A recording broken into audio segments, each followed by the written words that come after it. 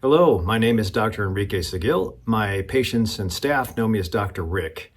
My life and my interest are essentially the same thing, and I've always been grounded in exercise. As a child, I never liked going outside, but zoom forward to about 2009, I was doing a marathon to dedicate to my mom, who has since passed away, but I remember only making it to about 13 miles, and then I decided to walk the rest just to finish it for her. She was going through pancreatic cancer, so I dedicated that run to her, and I ended up walking half. Now, when I walked, I actually was saying hello to a lot of the first aid stations because I used to volunteer at these stations. I'd say thank you, and I ended up talking to a lot of slower runners/walkers, and I enjoyed it. I did it again 2010, and from that point forward, I decided I don't want to do marathon training anymore, and I like the walking part, so I applied it to my first excursion. I've always wanted to hit El Capitan or climb it, and that's when I was younger. I decided, because of the walking experience, let me give it a try to go to Half Dome. So Half Dome is what's called a via ferrata. It's when you have bolted in cable holds to go up the side of a mountain. Half Dome is considered a 10 to 13 mile hike. So I did it. It was being out in nature, having to swat little flies away, but also not caring about that stuff anymore. And being in nature, you learn to really balance your autonomic system.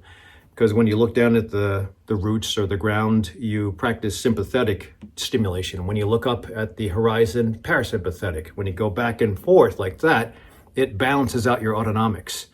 And I just learned to fall in love from that point forward. That was my first hike every year.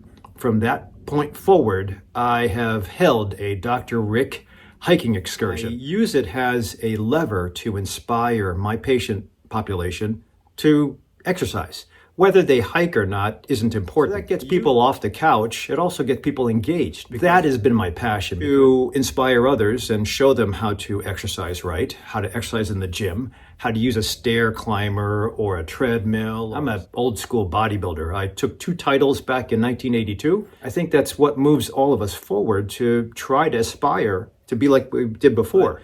I definitely want to engage the things I have to do now to get me to where I want to be, mentally intact, independent, and healthy. I live the life I do to be setting an example for everybody. If I was to be accepted into this position, number one, just to be considered, I really find it an honor. I would love to stand alongside other people, other physicians who are with the same thought process and ideology, practicing medicine different than everybody else. It is somewhat lonely. I've always taken that as being inspiration for being the different guy.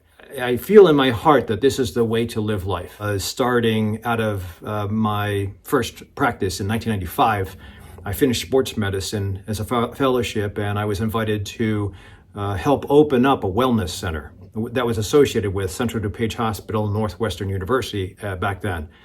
And it was easy. I was good in sports medicine. I didn't have that much experience because I was fresh out of residency and fellowship, but I knew my stuff. And again, I applied it to what I was doing at the time.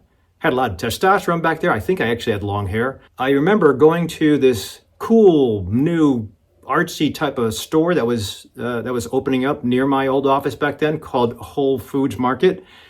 And I would go there during my lunch break, and I remember in the tea section, I used to get tea there.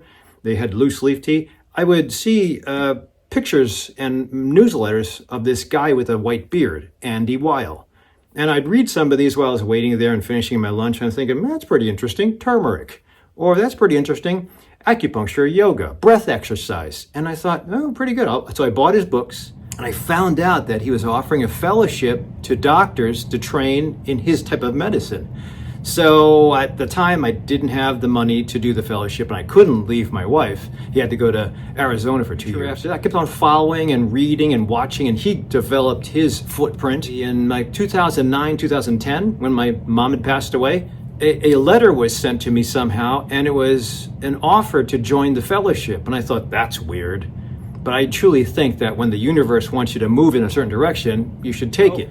I bit the bullet, I saved some money, and I did the fellowship. It was a 2-year fellowship. It was a very humbling experience, but I met other doctors that were on the same path as me. I learned about what Andy was like. I was able to shake hands and meet my idol. And I adopted from that point forward that kind of lifestyle and teaching. And now Andy is about 83. I truly think he was a founder of longevity before Peter Attia started talking about the centenarian Olympics. But again, everybody that aspires to health really has the opportunity to make it to 100. I think Andy's going to get there, and I pray that I will also be in the same situation where I can make it to that age group. Who knows, but I plan on at least working full-fledged with this new paradigm, whether I'm accepted or whether I continue on my journey with developing this is my studio. I think that there's a need, and there's a lot of standard medicine, and it's well established about algorithms. The USPSTF has established what's good, what's acceptable, what insurance pays for. But I also think that there's some basic building blocks that are kind of left on the table that really should be taught and embraced and encouraged. But it takes skill to be able to figure out how do you give it to the individuals that need it and how do you get them to express their best. Again, I thank you for considering and watching my video, and thank you for considering me.